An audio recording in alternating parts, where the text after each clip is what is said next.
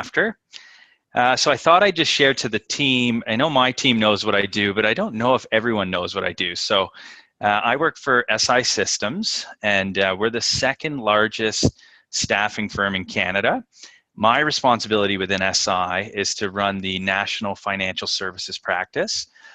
So it's about 50 million in revenue, and it's a recruiting and sales team of 37 individuals.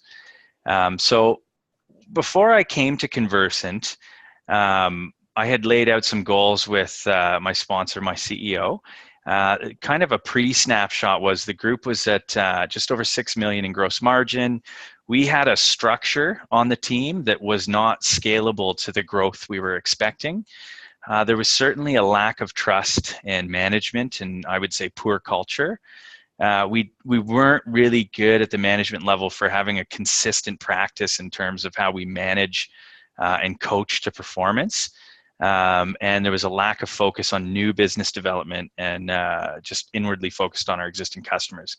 The goals were to increase gross margin ultimately, but to create a new org structure that was conducive to that growth. We wanted to create a new culture on the team and a new sense of what good looks like in the branch. To do so, we'd have to hire a couple managers and launch a group that was focused on new sales as well. So to show you where we were, this is when I started. This was December 2016. There was 2 teams. One had 6 salespeople, one had 1. And then there was a slew of recruiters that reported into a recruiting team lead. So we had one guy managing 24 people. I had 7 people or 8 people with the recruiting team lead reporting to me. It just wasn't a model that we were comfortable with scaling on. And so we had to make a lot of changes. This is kind of where we were going. This is where we're going. So we wanted to have 2 managers, one in the what we call the MSP practice, and then someone looking after the non-MSP practice. And as you can see, it's created a lot more sales horsepower in the company, with at the time of the change really the same amount of opportunities. So to go from one to the other, I say here, it was a piece of cake. It really wasn't. Some of the challenges we knew we were going to face were we were introducing a lot of new process. There was a strong abundance mentality with the salespeople. Once upon a time, they would work on 50 opportunities, let's say, to convert to 5 placements. In our new model, no account executive will work on more than 20 opportunities, but we still want those same 5 placements. And we were confident we could get there with this new process. Changing the legacy staff to believe me when I say that was really challenging. It came with a lot of entitlement. There was a lot of challenge keeping people engaged. It was really a culture before where we praised the rainmakers and celebrated that individual contributor as more so than we would the company's success. There was some compensation changes we had to make. We had lots of hiring to do, of course, while chasing an aggressive budget and really trying to do more with less. So ultimately, hidden deep underneath that, which I think was at the nucleus of a success or failure, was keeping a strong culture. And so I think the program, when I reflect on how it's helped me navigate this dramatic change in how we're doing business, I kind of grouped it into 4 pieces. I think, when I look at the true ROI of the program, it's having stronger trust and alignment with my team.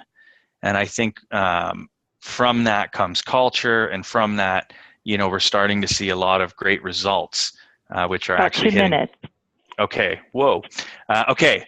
Shtick and purpose. I think the deal there is I'm detecting it earlier, and I'm really just being kind to myself. When I see shtick, I acknowledge it and I quickly correct, and that's allowing me to maintain that credibility with the team. I'm just appreciative of how influential I am on the team, and just more aware of, how I may affect, people's performance, their day, their fit into the team. Coaching for performance, I've really done a better job of eliminating all the exceptions on the team that we had previously, creating really crisp standards, and then being a stronger coach.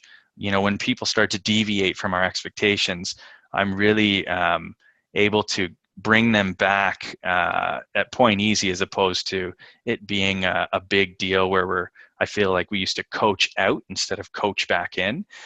And then I think just presence and mindfulness, like it's definitely brought an element to myself, both in my personal and work life too, that I think I'm a lot more grounded, which gives me more room for focus in my life. And then lastly, you can see there's just that nice cycle underneath that I'm credible, I'm consistent, I'm supportive of the team, which allows them to be vulnerable. And it's just this nice continuous cycle.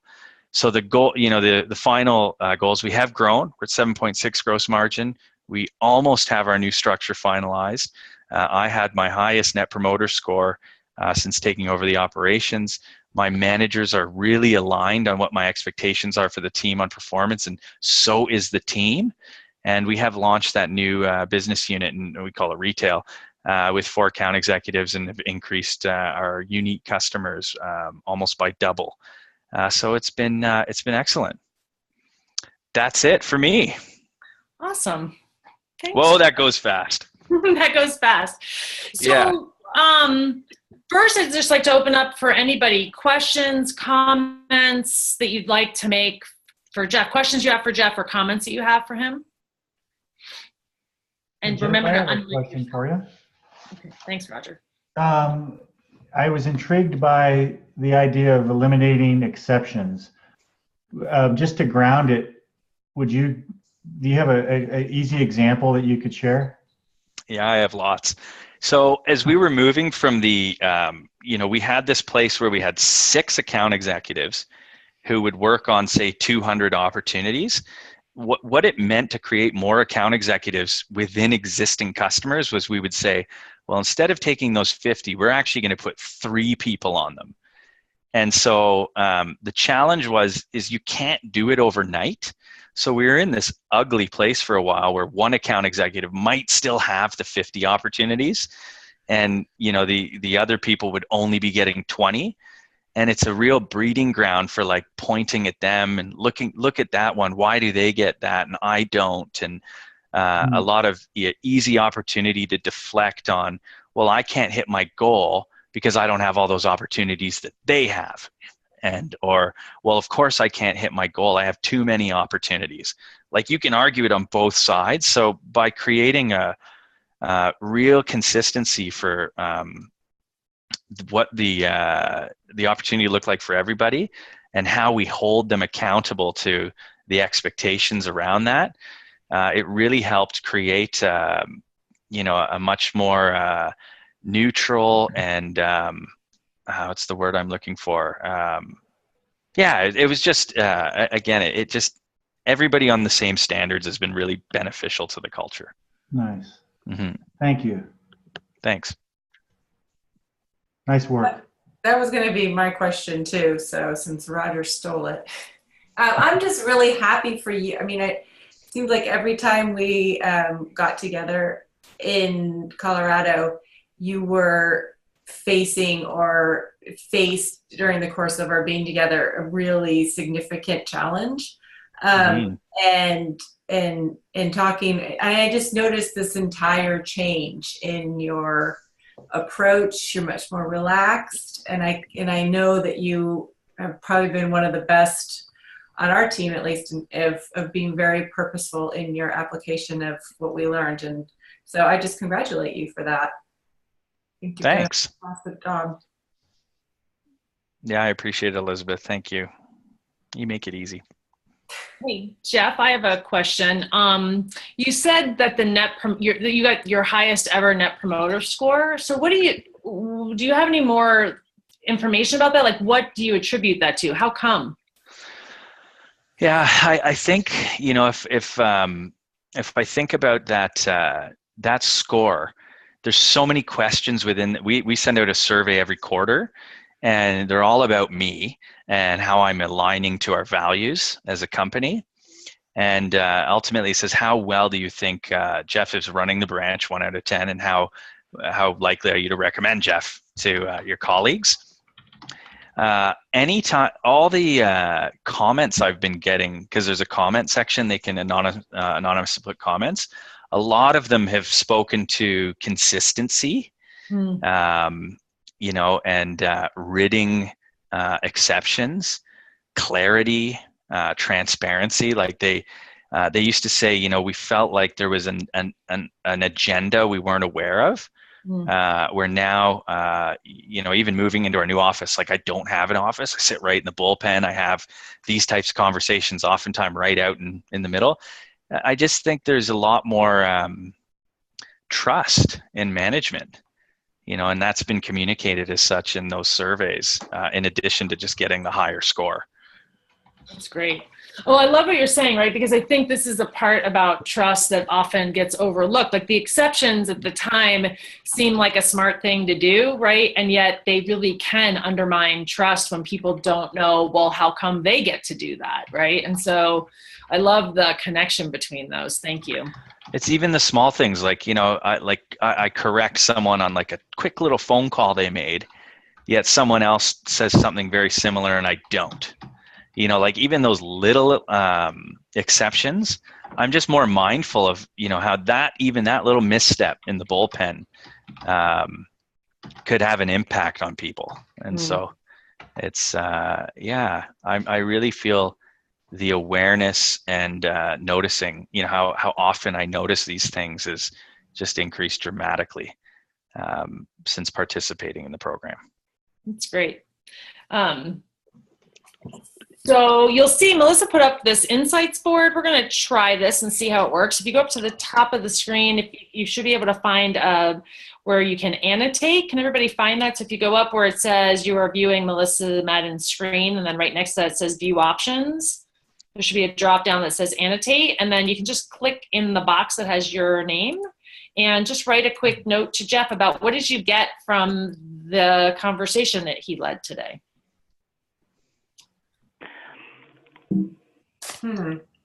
You may have to choose the text. Oh, yep.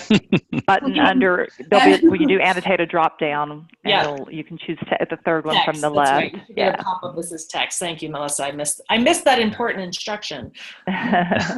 John's going to draw his feedback for me. Yeah. You could do that too.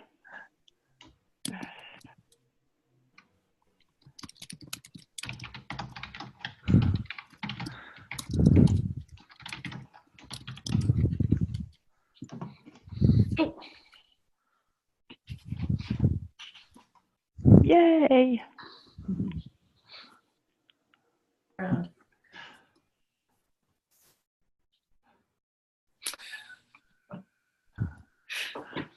just wanted to try it out. Canadian or something. I don't know what it is. Well, we're glad you liked your video. Awesome. So to move on to the next person, I think I might have to stop sharing this screen. So in a moment or two, I'll do that, and then you can think about who would like to go next. Yeah. While folks are doing this team journey, anything else that you want to say to Canada? Jeff, that was awesome. Thanks for leading the way on this one. Good idea of what's to come, and I don't know, since we get to spend so much time together, clearly you can see all the work that you've done and how it's paying off, not in piece by piece, but really holistically. So congratulations. Thanks. Team journey, who wants to go next? I can go next if that's all right. Sure, thanks, Jordan. See if I can figure this thing out.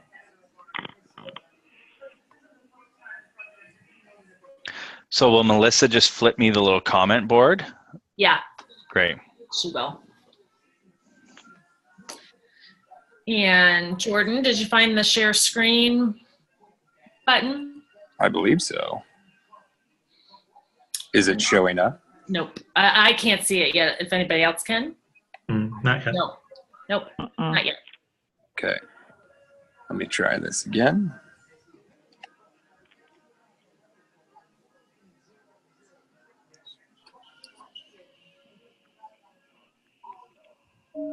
Oh, I know what happened.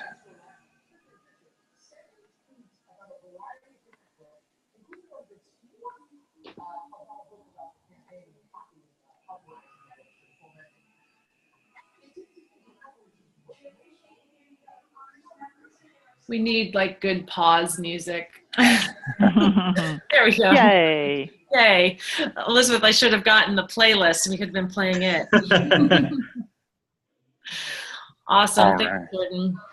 So I was No, perfect. Thank you. trying it on my iPad here, and switching around is interesting.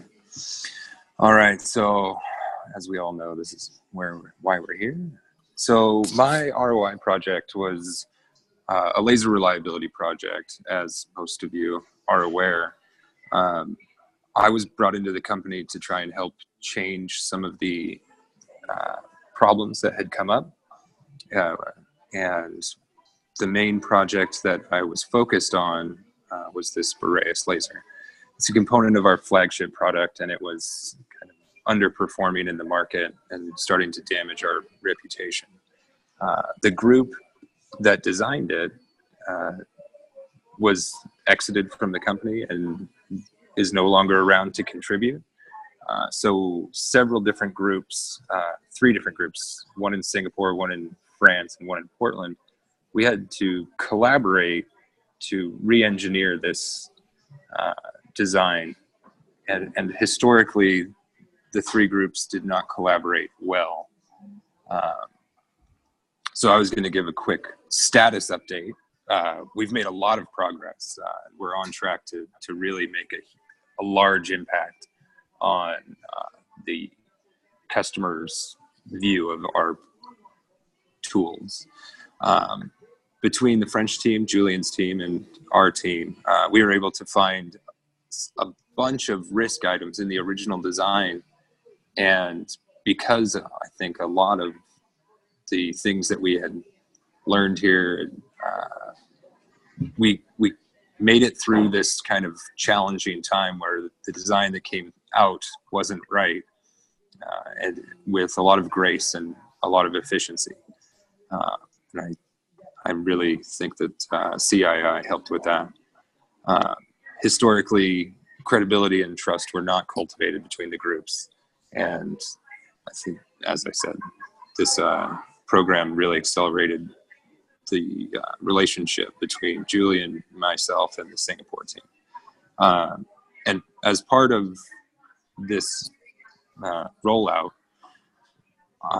my team was able to add some value and give more time to really put out a good product instead of assigning blame and getting caught into a cycle of waste that is really easy to fall into. So the keys to success, as I see them so far, were that developing trust and credibility as a first step was really impactful. And it allowed us to grow the relationship so much faster than it would have if we would have just kept it technical and waiting until we decided that someone else's designs were sufficiently good. We didn't have to go back and redo all of their work or verify it all, which is something that happens a lot in engineering. The trust and credibility also allowed us to more easily identify what the others were for, right? So we all wanted the same thing. And so focusing on that instead of any of the hiccups that came along the way really helped us a lot in this project. Also, I found that influencing is really easy when you have credibility with the partner that you're working with. And the results for the company are going to be really spectacular and much faster than they would have been without this program. And then I put 3 of the things that I kind of, my takeaways from my time in the program. And one of them is that no one has all the answers. And I often approached a lot of conversations technically with kind of as a defense, and the best results, realizing that the best results always come from the combination of different perspectives, and really going into it looking to add to your own opinion or add something of value to someone else's project really is beneficial in my world. Also, being present is only the first step. So I historically have tried very hard to be present for other people and listen, and I guess the point of this is you need to listen and hear and be curious about it, open to the conversation, to let it grow into what it could be, instead of just acknowledging that they said something. And then I About saw a minute, this, Jordan. Great. And I saw this really as in the conversation meter, the difference between sincerity and authenticity. It's interesting to be sincere, but it's much more beneficial to be authentic. And then the final thing that I noticed kind of very widely across the entire group was how much different other people's views of you is from the view of yourself. And that was one of the reasons I put the NPS as a comment to Jeff's, was because it keeps you mindful of and attentive to what other people are, how they are experiencing you, because your view of yourself is not consistent with what they are seeing and experiencing. And that's all I have. That was fantastic, Jordan. Thank you. Questions, call open to everybody. Sort of questions or comments for Jordan? Jordan, I love your last point there about how much different, people see you than maybe you see yourself. That's something I can definitely identify with. And I've heard this expression of you never really know how visible you truly are. And I think you nailed it. That was great. Really great. Great. Thank you. Jordan, could you repeat, you had on one of your slides, but I went by really fast with you had a purpose statement that was there around like product that you were proud of. Could you repeat what that was? Do you remember? Oh, and it was kind of speaking to the realizing what everyone is for. And in my context, all of the groups involved really want to be, have a product that they're proud of, and none of us want to put something out that the customer isn't going to enjoy. It's great. Thank you. I like the way you had phrased that. Other questions, comments, thoughts? Yeah, Jordan, I have a couple thoughts for you. Thank you so much. I really appreciated the presence, the idea that that's just kind of a starting place, and that you also needed to bring curiosity and openness. That was really operational for me, so thanks for sharing that. What I'm wondering if you can make more operational for me, because I'm always trying to learn what people do, is you said how you worked with everybody to find out what they were for. And I'm wondering, what did you actually do to figure that out? I started with some assumptions and went in and had conversations with each one of the group leads. And I started with the assumption that they were on board and part of the company and generally aligned with us, and then really hashed out the details of what was important to them and why they were doing whatever activity they were. Does that answer the question? So what I'm hearing is you went and talked to everybody. Yes.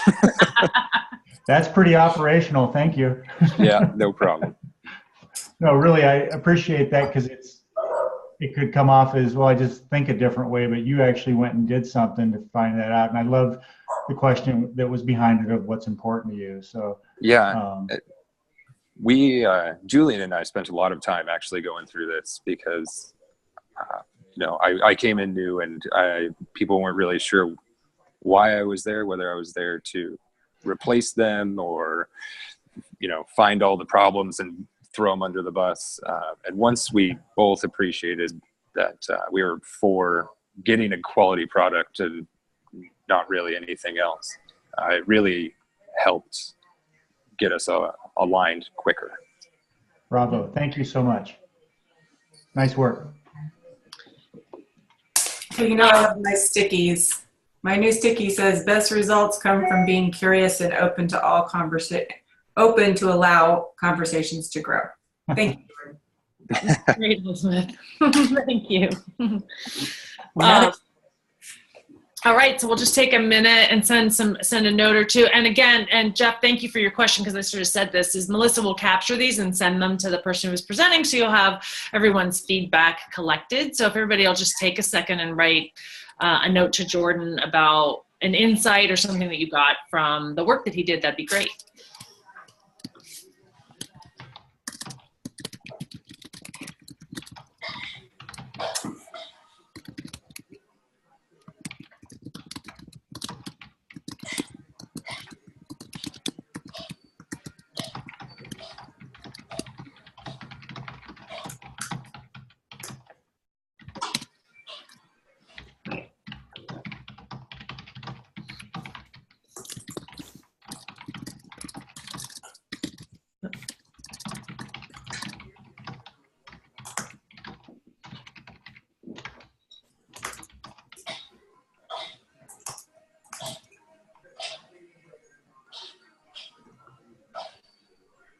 Hey, Roger, how'd you change the size of your font? So, good question. If you move your cursor over to the format button, and you go way down near the bottom, there's a font, and then there's a slash and a number. Perfect. Hover over that number, and you can go choose a different number. Thank you. You're welcome. I used to be a soft. And you can change the color too. You used to be tech support. 1-800 call Roger. Let me drive. All right, while we are finishing this up, Team Journey, who would like to go now? Oh, Elizabeth went with pink. That looks so nice. Who would like to go next? I'm happy to go. Thanks, Jeff. We'll just give everybody another second, make sure we've gotten everybody, and then we'll switch to you. Okay.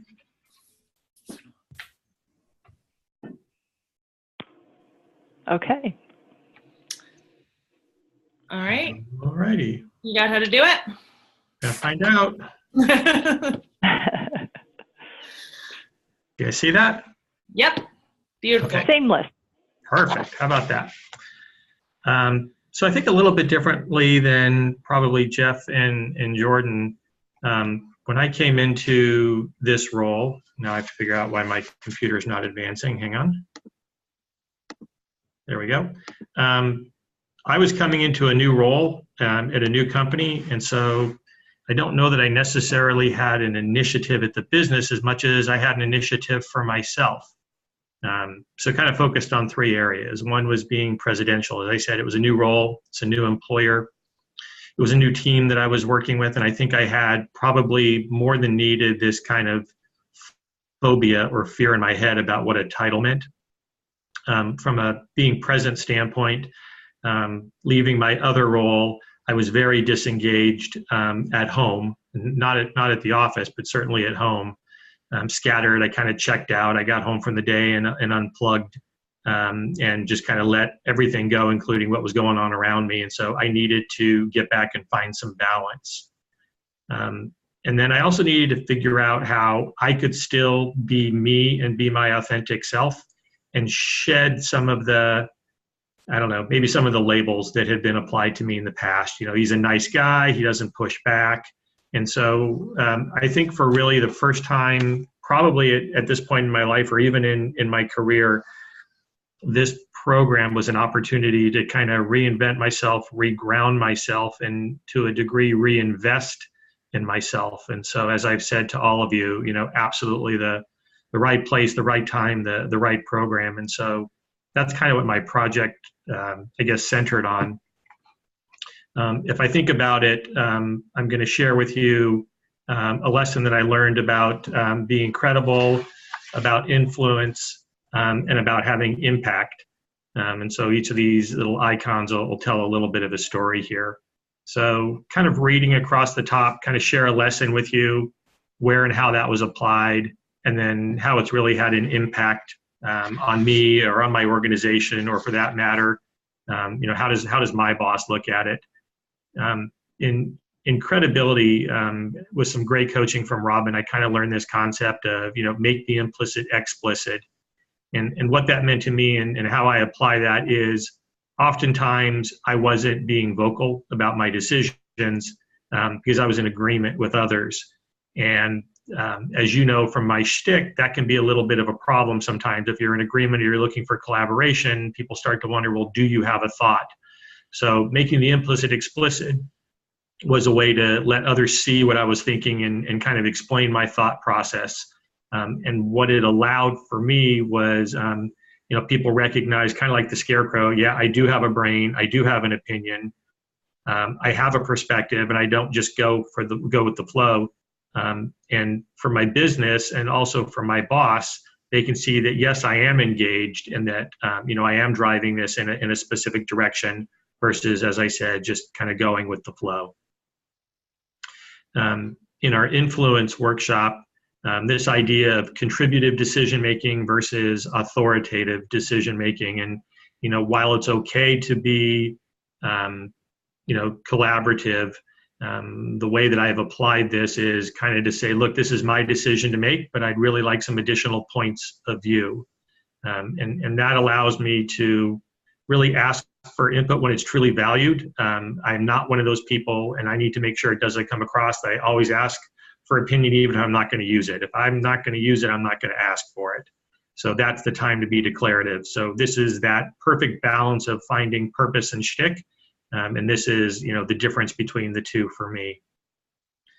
And then thirdly, in impact, this point, and I can't remember who said it, but I think it was Mickey, but the more present you are, the more you see the connections. And that brought me back to something that Lainey had said in one of our other times together, which is, listen to learn versus listen to solve. And to me, that boils down to awareness.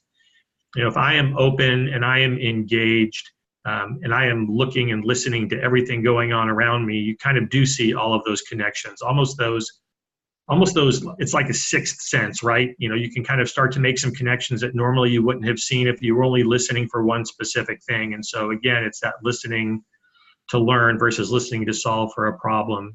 And for me, again, that translated to awareness. Not only awareness of what my reactions might be from a bioreaction perspective, but also potentially what are the reactions of the team around me. About 2 minutes, Jeff. Okay, well, that was pretty quick. That's good.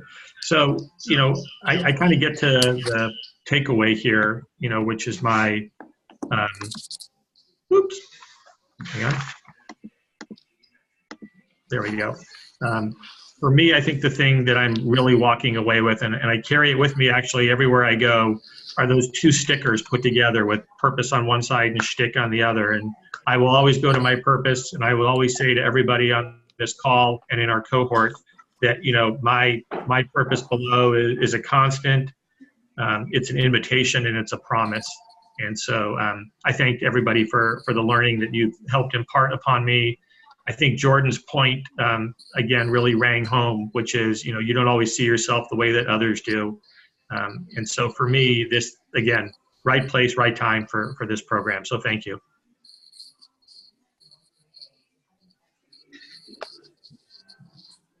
That's it. Sorry, I couldn't figure out how to get off mute. Thanks, Jeff. So you guys know the drill. Questions, comments, thoughts for Jeff?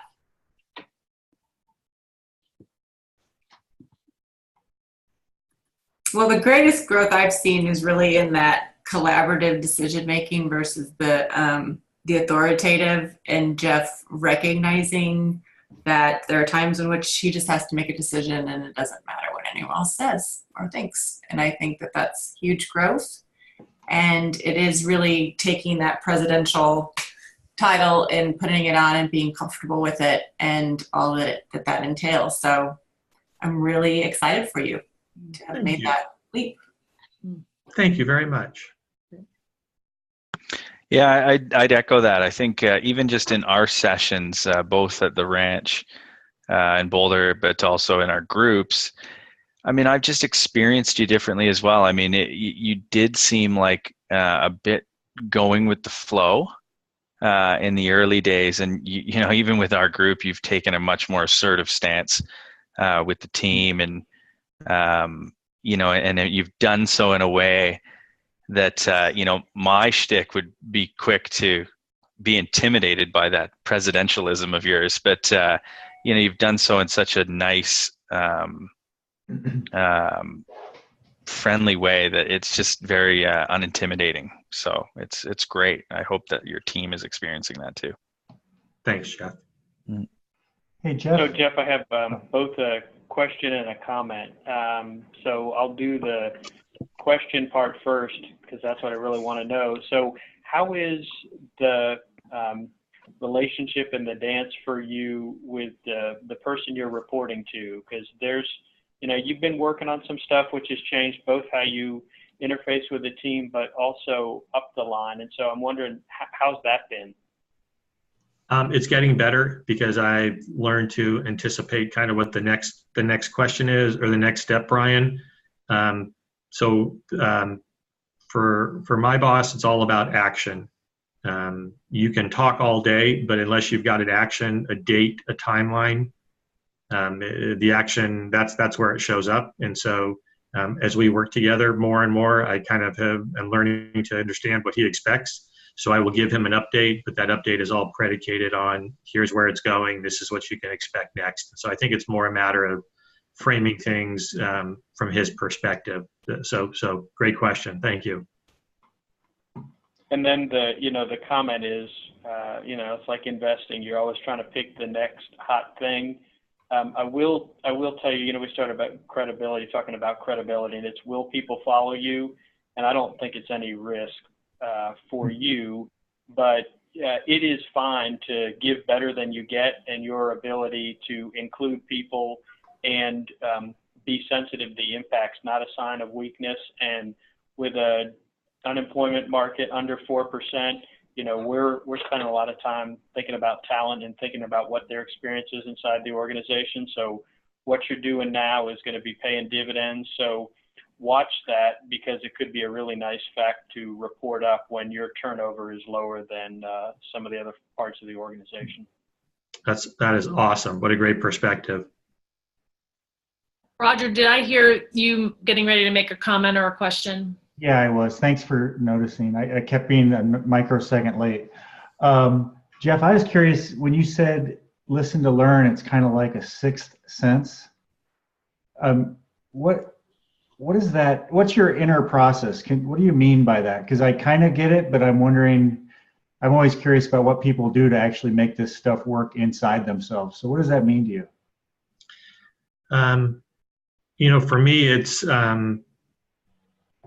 I guess, Roger, it's a little difficult to explain, but I think it's looking for the meaning between the words. And so it's not, well, yes, you learn, you understand what the person is saying. There's, we all communicate with more than just words, right? It's emotions, it's facial features, it's body language. And you can see what else the person is trying to communicate, or where they're struggling, or where they're feeling a win. And so I think it's just being in tune to probably all of those different senses, at least for me. And I noticed this, I shared this with Robin when we were catching up last week.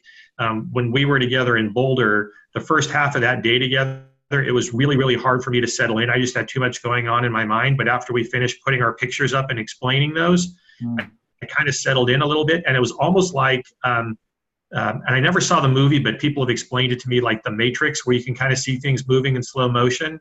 Mm-hmm. And for me, it was that ability to start to look around the room and take in everything that was going on, connections that people were making, non-verbal cues that people were doing. And it just kind of helped you understand more about where that person was and what they were trying to say, if that makes sense. Yeah, it does. Thank you so much.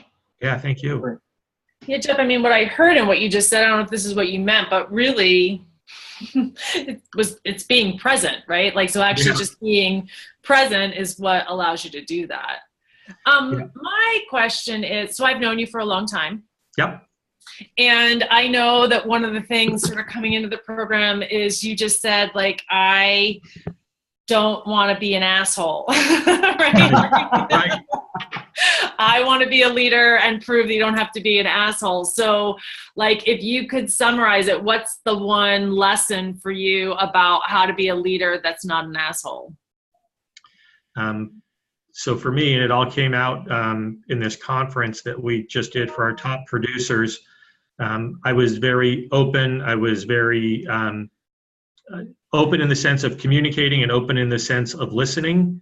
And I think that provided some credibility. People said, you know, we're not used to these types of business meetings at this session.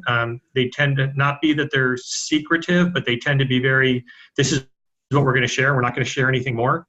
And in the meeting that we did, which was a very, very fast 3 hours from what everybody said, I was very open about where we were going. But I was also very open when people would ask a question to say, yeah, that's not the direction that we're going. And I think just the two in balance allowed me to deliver a good message and also push back and say that's not where we want to be.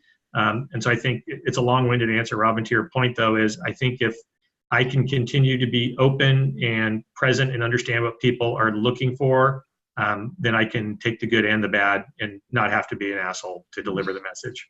That's great. It's that combination of like open and direct is sort of what I heard, right? Like if you're open and direct, you don't have to be an ass about that. Directness and doesn't have to equate to being an ass about stuff. Yeah, I think it's the points that you've helped me with, you know, be declarative and what's most important at that moment, what's most important in that decision, and just make it and move on. It's great. Good. Okay, everybody, you guys know, thanks, Jeff. You guys know the drill. So just what's an insight? What's one, we said that the purpose of these calls is for all of us to walk away with one new learning from each person. So what's one thing you're walking away from Richmond's presentation with?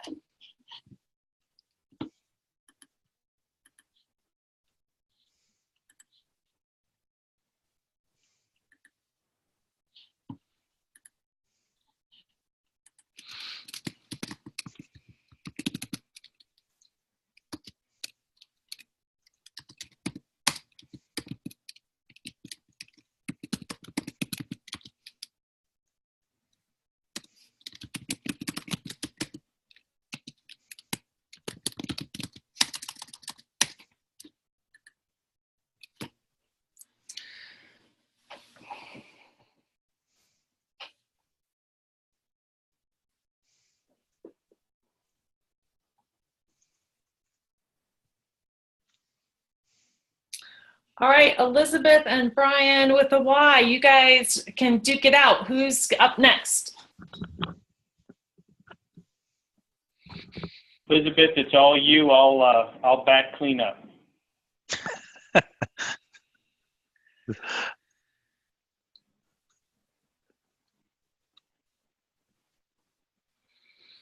All right, so Elizabeth, are you set? Yep, we can see your screen. It's good. Although we can't hear you if you're speaking. Oh, you're on mute.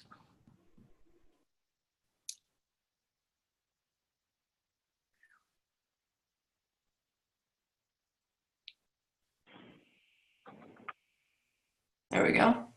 There you go. Now we can hear you. Okay, let's do this. Okay. Awesome. All right.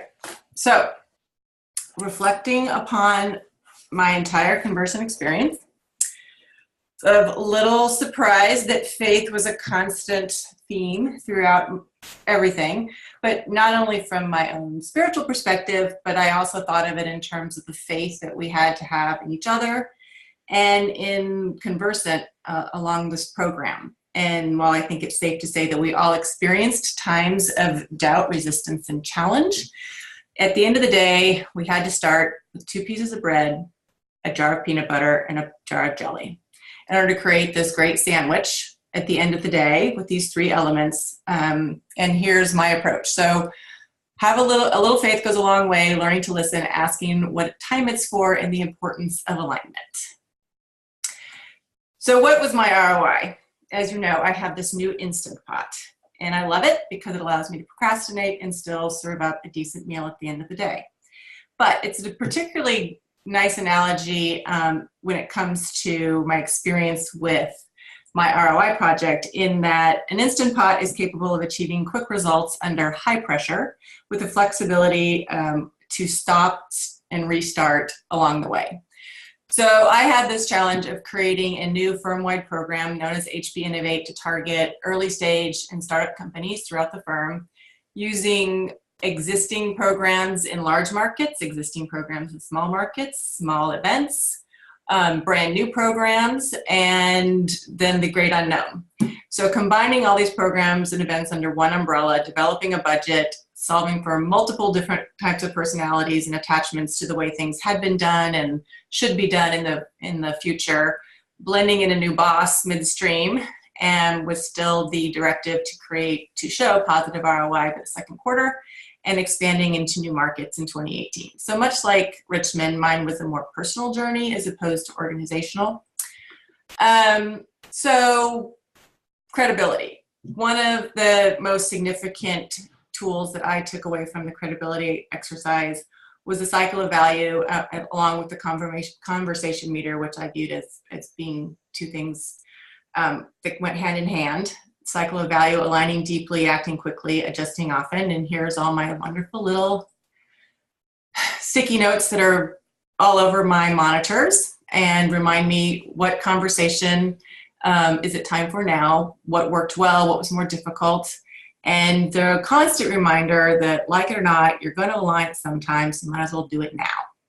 And these are the sorts of reminders that are always out there for me to, I'm good at acting, was not good at alignment at all, and wasn't used to adjusting. So these are the tricks that through coaching and through my team, I have begun to adapt. And as usual, I have a visual aid that I think exemplifies the type of conversation, regardless of the ideology you're coming from, that anyone can align. So let's see if this works. You know what we're doing here, right? We're going to talk about the soft money. We're going to do more than talk about it. Okay. We agree on nothing, Max. Yes, sir. Education, guns, drugs, school prayer, gays, defense spending, taxes, you name it, we disagree. You know why? Because I'm a lily-livered, bleeding heart, liberal, egghead communist. Yes, sir. And I'm a gun-toting redneck son of a bitch. Yes, you are. We agree on that. We also agree on campaign finance. Yes, sir. So, Max, yes, sir, let's work together on campaign finance. Can I count on your support to confirm my candidates? And what do I get in exchange? The thanks of a grateful president.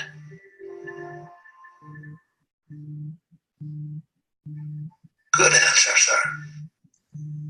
So to me, this is just a great example of no matter how diametrically opposed you might be, there's always an opportunity to align around a shared purpose when you're coming from authenticity instead of pretense. Moving on, I don't know, does anyone else hear this hum in the background?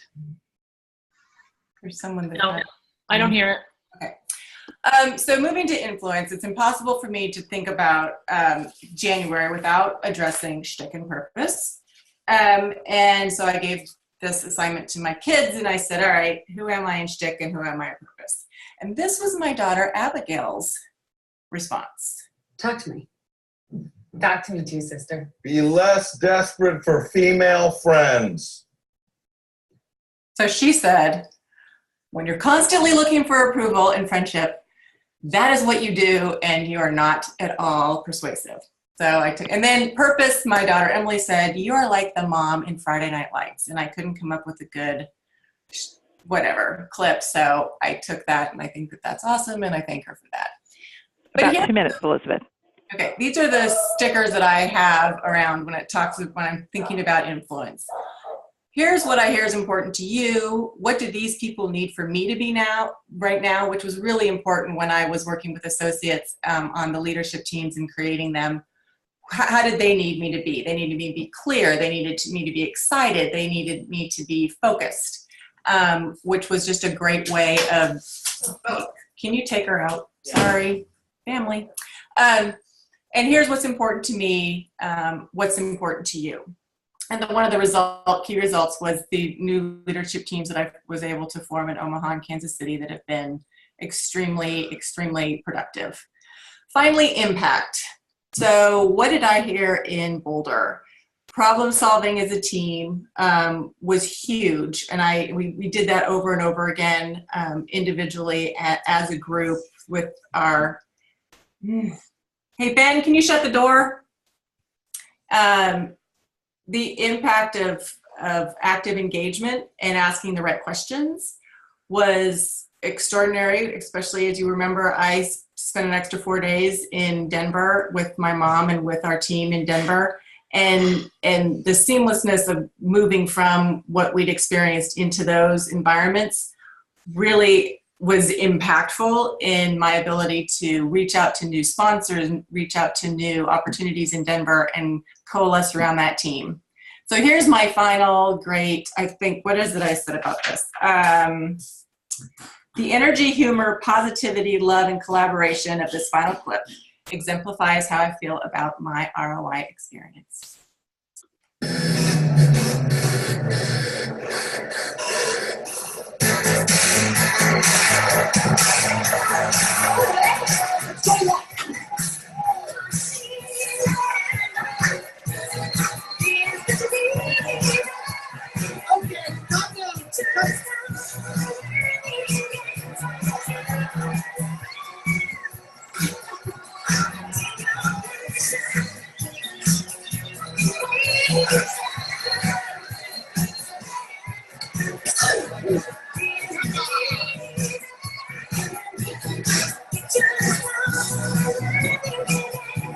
Actually, Falcons on this one, boss.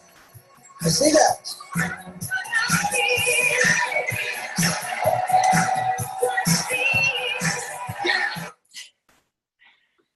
So we could not have done this. I could not have done any of this without the support of each of you, both in the cohort and in my wonderful team. And with that, that's all I have to say. Awesome. Thanks, Elizabeth. I feel virtual pizzas being tossed around. Questions, comments, thoughts for Elizabeth?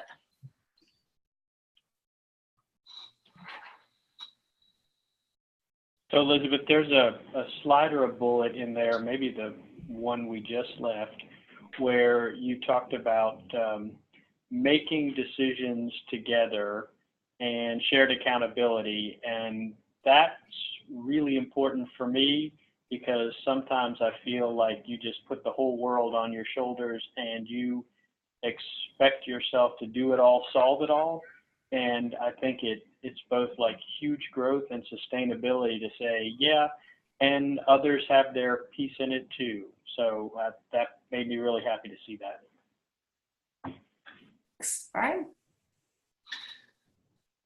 Yeah, Brian, I was having a similar thought. I love the problem solving as a team doesn't remove you from it. It just adds more ingredients to the Instapot, right? So it's not about removing yours, but adding in some others. And I loved that Instapot analogy. I thought that was fantastic. Elizabeth, can you go back to your first one with the Martin Sheen clip? Mm-hmm. Yeah. I love you might as well do it now. Mm-hmm. You know, it's going to happen one way or the other. Are you going to wait and push it down the road and then do it, or are you going to face it head on? And that's great. And that's taken a lot of courage. It's not easy to do. But just taking the time, I think it was Canada and I had a conversation back a few months ago, and I was stuck, and he said, well, the next time you go into that meeting, why don't you start by asking why are you here? Why individually? Why do you think we're here? What meeting are you here for? And it sort of felt challenging to say that, but once we got through it, it was exactly what the stage that needed to be set. Mm-hmm. That's great. I love that alignment can take courage, right? To be the one that actually says, hold on just a second, maybe we missed a step, or maybe there's something that needs attending to when everybody else is charging forward. You know, I think you're right, that can absolutely take courage in those moments. So good for you. And I'll just share with everybody that I'm going to Milwaukee on Wednesday, and on Thursday morning I'm going to meet with that associate team that was causing me some fits and starts, and I'm really actually looking forward to it. I think it's going to be a really great meeting. That's awesome. Fantastic. And your video clips are fantastic, by the way. As always. Thanks for sitting through them. I couldn't help it. That's great. That's great. Thanks. Elizabeth, Yes. I wanted to name, or just say thanks for naming the courage it took to do that in the meeting, find out why people were there. And I was just reflecting, and I was wondering why it's so hard for me sometimes. And it's only easy when I'm the facilitator and it's kind of my role. But for you to be in a meeting and doing something completely unusual like that, and going ahead and facing the fear and generating the courage, that's just remarkable. So thanks for saying it, because it gives me some courage too. So thanks.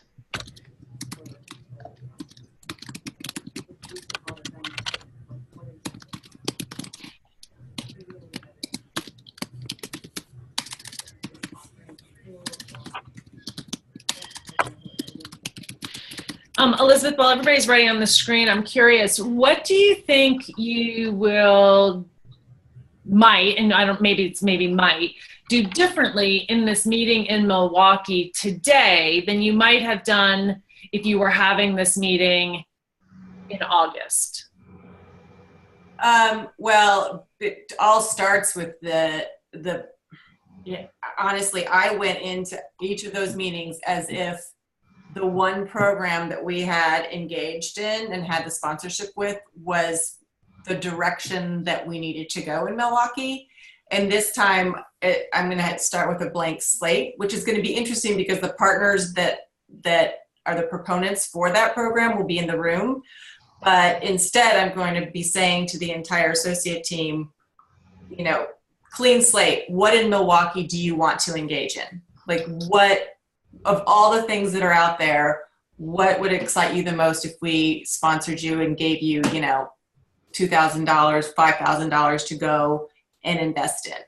And instead of the supposition that this one organization with which we'd already had a relationship was the way to go. That's fantastic. That's awesome. What a great way to do that. I'll let you know. Great. We'll be excited to hear. All right, Brian, I think you're up. Do you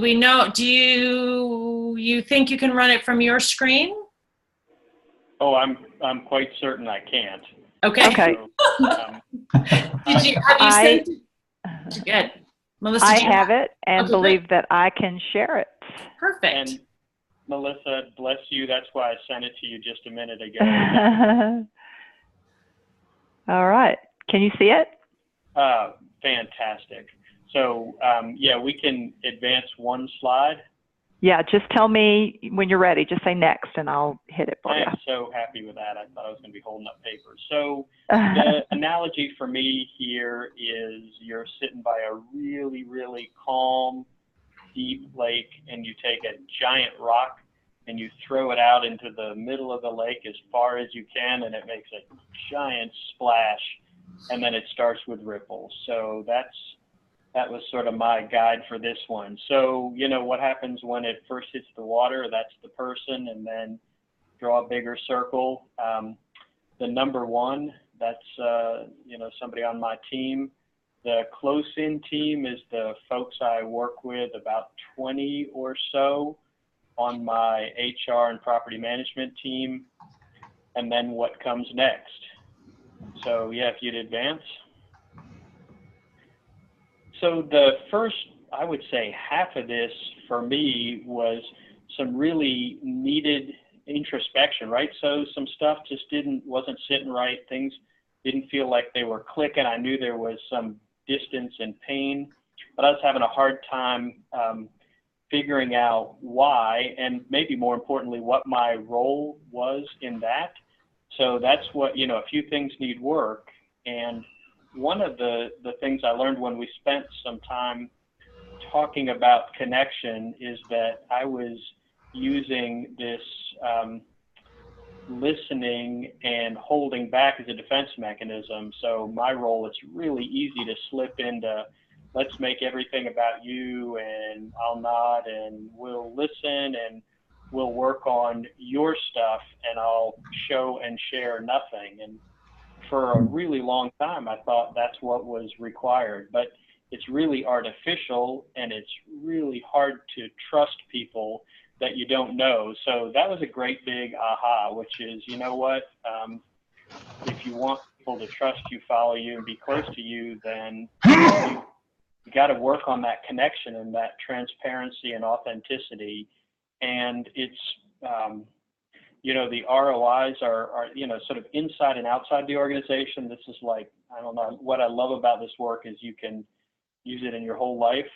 So a start for some stronger, deeper relationships. The other thing is, you know, once you crack out of what you think the role is and what the organization needs, and you start listening and engaging, then you're more open to what the organization really needs, which means I get to focus on some stuff that's new and exciting and keeps me energized.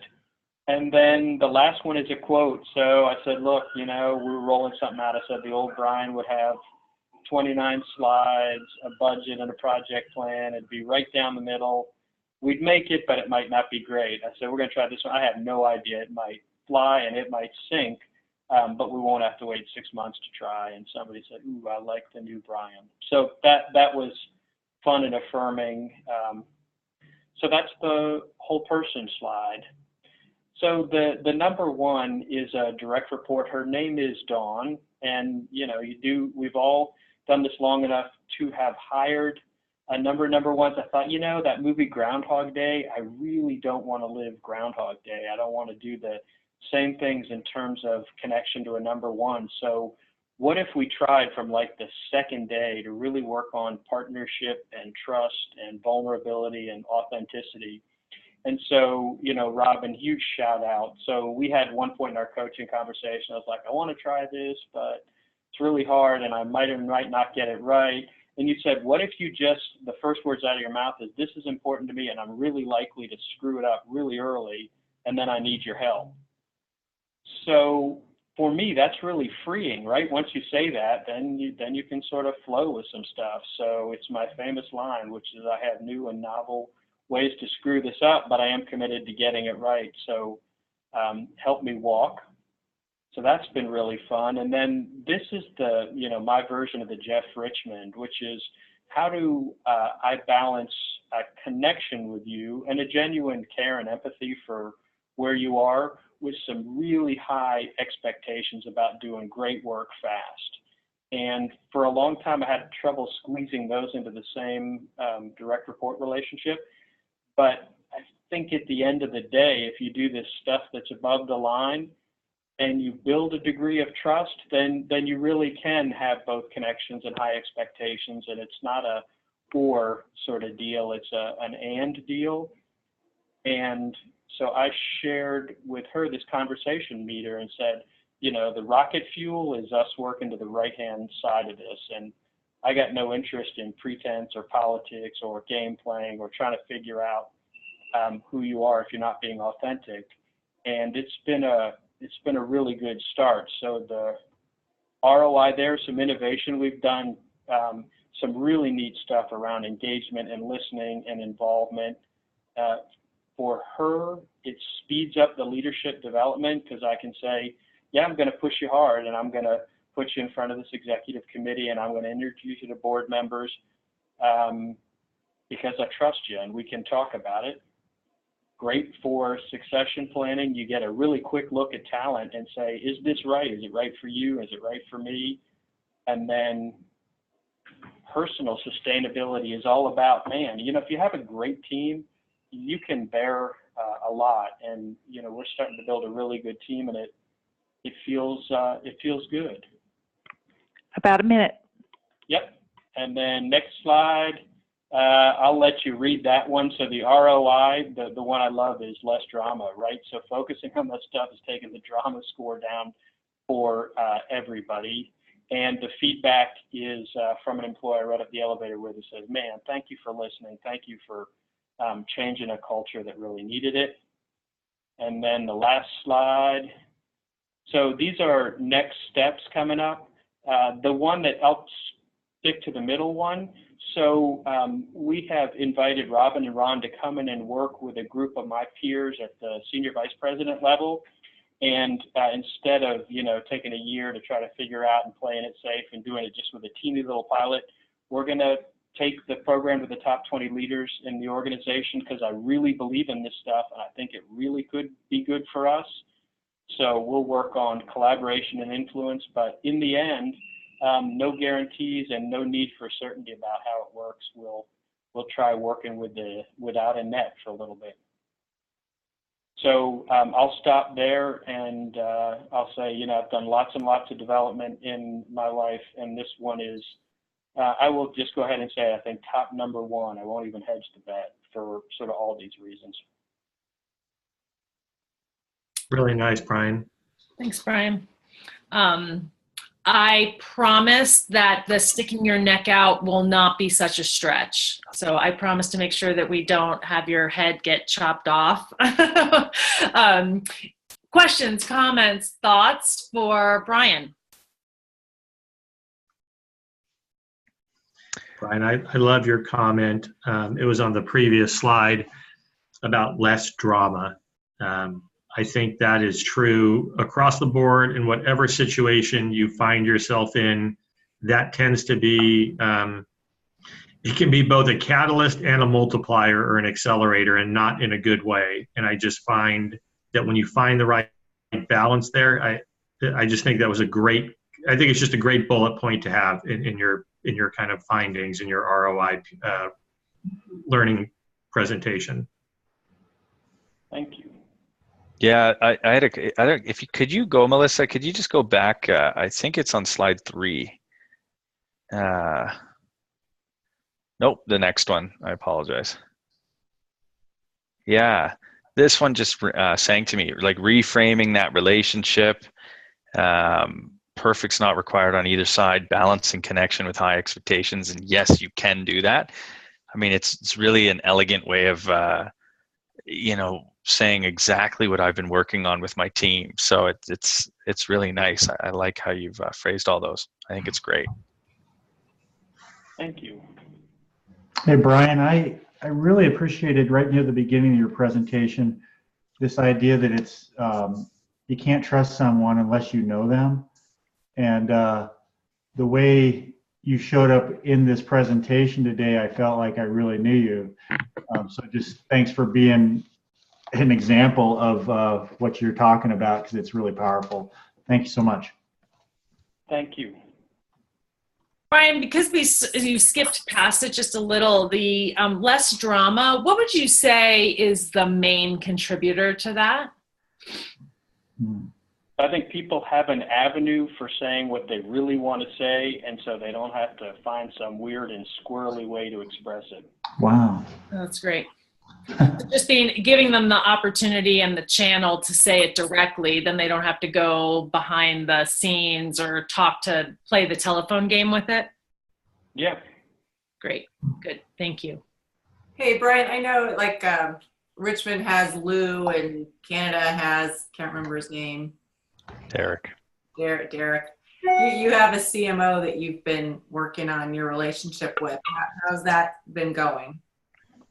That one is good. So there was a slide in there about drop the files and don't create any new ones and try one last time. So we're in a really good place.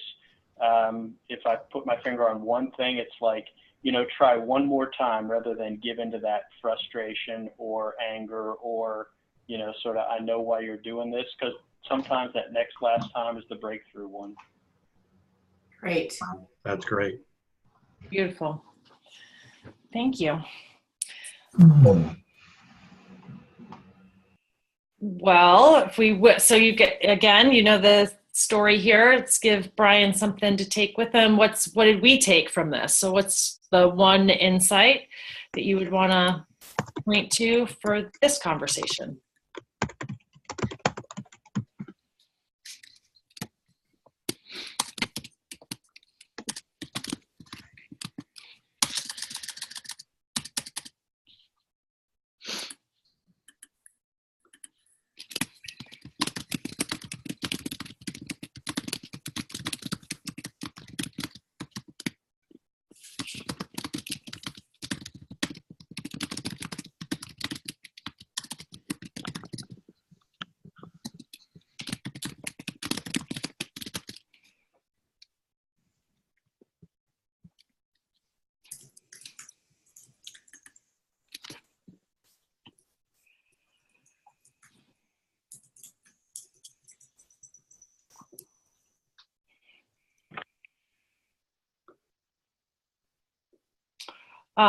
Roger, Brian, Matt, anybody else here not from team? Oh, John. Thanks you guys. It looks like Lindsay joined in for part. Thanks you guys for joining us today and being a part of the Team Journey Learning Celebration. Team Journey, is there anything else you'd like to add as we're sort of closing out our formal time together? I'm really struck by how similar many of the takeaways ended up being between all of us. I mean, we all had a different way of saying it, but this idea of trust and collaboration and creating safe passages, or I don't know, safe spots for our colleagues to walk along and to share. There just seem to be constant themes as I look back through my notes. That's great, Elizabeth. I like that visual of creating safe passages, like that. If you sort of visualize, conversation as those passages for us, it's a great visual for that. Thanks. Yeah, I felt the same way, Elizabeth. It wasn't even just with the learnings. I always just felt amazed listening to everybody we worked with in the larger group, that how similar all of the thoughts we have that get in the way of our progress were. We have different challenges, but how we react to them is so similar. And a lot of the takeaways are, as you say, also very similar to how we will course correct going forward.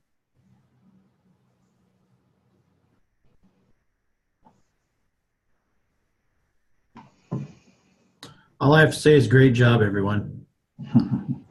Brian, thanks for joining us. Yeah, that was great, Brian. Thanks, John. Thanks, Lindsay. Well, anyone else? I don't want to cut anybody off. Anyone else have anything they'd want to say just in closing?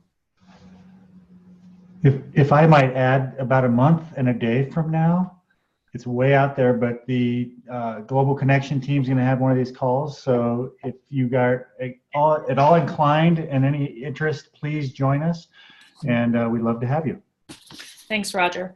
Thank Mel, you. when's Hey, sorry, I didn't mean to. hi, this is John. I was just gonna. It's so hard to stay muted on these things. I just want to say, from listening to all of you guys, I was just sitting here reflecting back to the first time we met in whatever it was, September, and every person who presented today, you can sense a different person.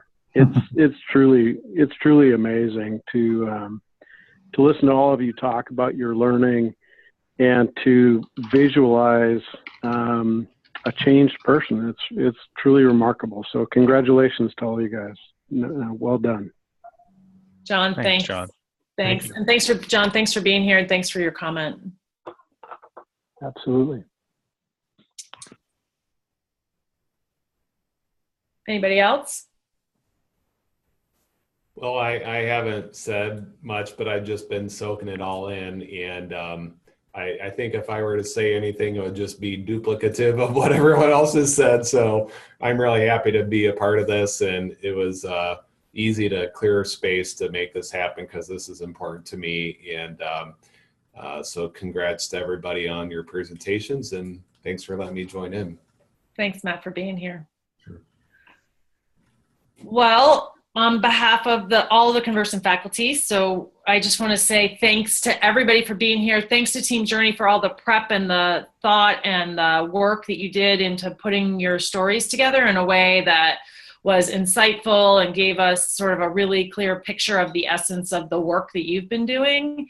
And it's been a whole lot of fun working with all of you. And like I said at dinner, Conversant are always just a phone call, text, email away. You know how to reach us. And I think that's it. Mel, Roger, am I missing anything else for today? I don't think so. Thank you.